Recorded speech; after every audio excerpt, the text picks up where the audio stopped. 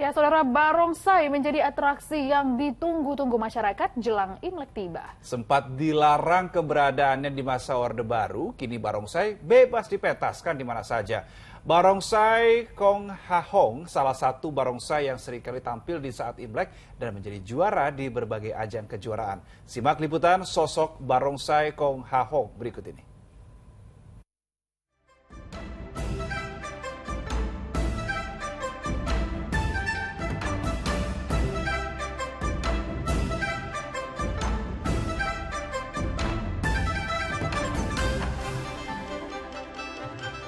Perayaan Imlek setiap tahunnya selalu dimeriahkan oleh atraksi barongsai.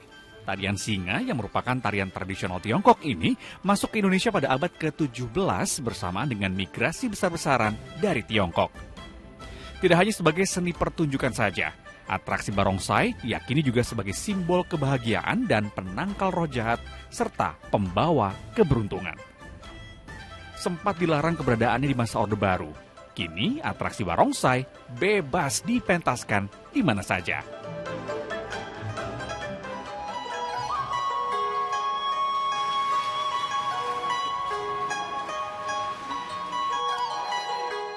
Salah satu tim barongsai yang aktif berlatih dan tampil di berbagai kesempatan adalah tim barongsai Kong Ha Hong. Bermarkas di kawasan Pecinan Glodok, Jakarta Barat. Barongsai Kong Ha Hong didirikan pada tahun 1999 oleh Ronald Syarif. Awalnya barongsai yang didirikan Ronald hanya untuk menyalurkan hobi seni bela diri kungfu. Kong Ha Hong itu adalah perkumpulan marga Huang. Dulu saya kecilnya belajar kungfu sama paman saya. Akhirnya berkembang.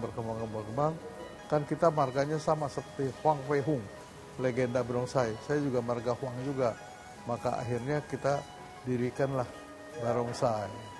Jadi kita ada kungfu, ada barongsai, semua lengkap kita ada sekarang. Ronald sempat merasakan masa-masa di mana atraksi barongsai dibatasi, bahkan dilarang. Karena dulu kalau saya mau main barongsai saya harus hati-hati. Saya bakal ditangkap nggak ini? Jadi semuanya umumnya itu semua nyumpet lah gitu. Tapi akhirnya setelah Gus Dur menjadikan Imlek menjadi hari libur fakultatif dan Ibu Megawati menjadikan Imlek menjadi hari libur nasional, sekarang kita aman. Main barongsai nggak ada lagi yang berani larang lagi. Setelah dilarang 3 dekade, era reformasi membawa kebebasan berekspresi bagi warga keturunan Tionghoa untuk menjalankan tradisinya.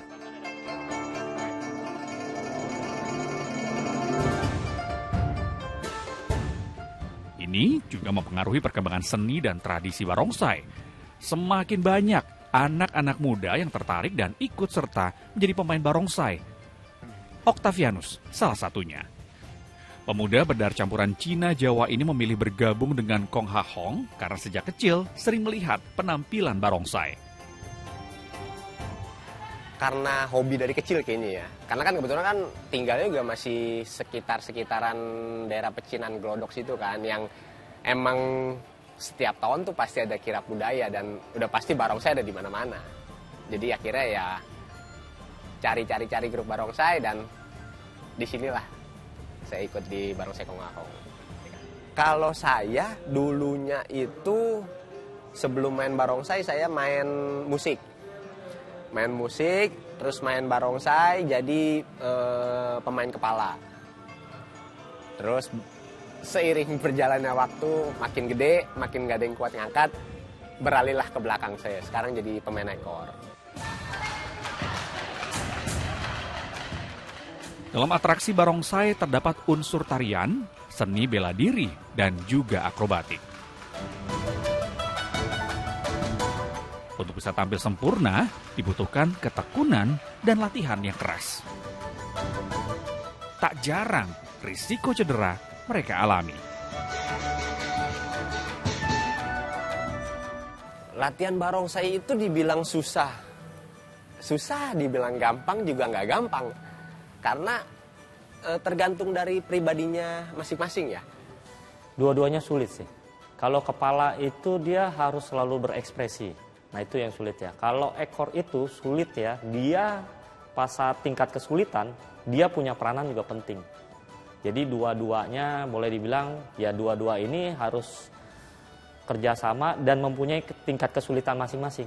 Dukanya saya pernah patah kaki, jadi pernah pasang di pen di kaki saya juga pernah. Terus saya pernah jatuh kena ini waktu latihan juga pernah. 25 tahun sudah barongsai Kong Ha Hong berdiri, dan sepanjang perjalanan itu juga banyak prestasi diraih baik di dalam maupun di luar negeri. Kong Ha Hong bahkan berhasil mengharumkan nama Indonesia di ajang kejuaraan internasional dengan menyabet 5 gelar juara dunia dengan mengalahkan tim-tim kuat seperti Tiongkok dan Malaysia.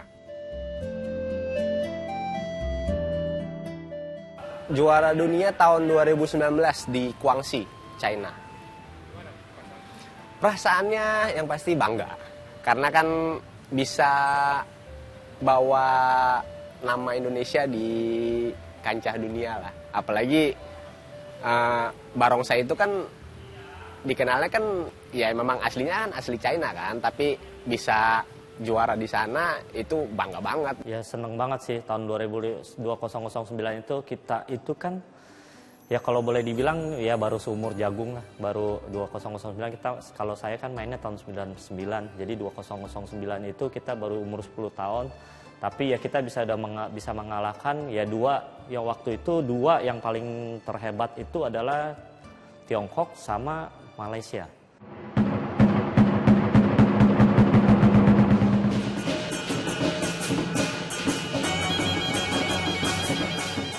Perkembangan barongsai di Indonesia cukup pesat. Bahkan barongsai akan berlaga dalam ajang PON 21 di Aceh dan Sumatera Utara pada tahun 2024 ini.